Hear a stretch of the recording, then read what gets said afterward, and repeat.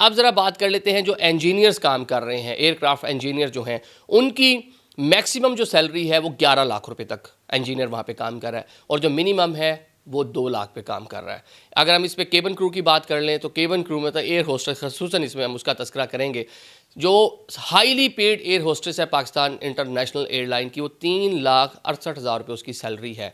ये सैलरी है, इसके अलावा इंसेंटिव्स अलग हैं। अगर आप किसी बैरून मुल्क जाके डेस्टिनेशन पे रुक रहे हैं, जितने दिन रुक रहे हैं, वो जो अलाउंसेस हैं वो भी अलग हैं। ये आपको मैं सैलरी बता रहा हूँ। एवरेज जो हमारे यहाँ केबिन क्रू की PIA में सैलरी है वो 1,70,000 रुपये है।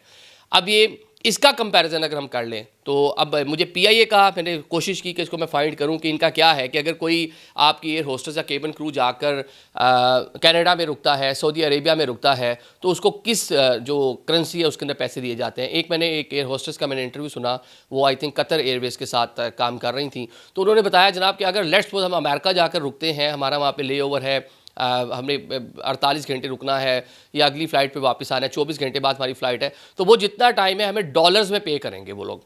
अगर हम इंग्लैंड में जाके रुकते हैं तो पाउंड्स में पे करेंगे, सऊदीया में अगर जाके रुकते हैं तो सऊदी रियाल में पे करेंगे।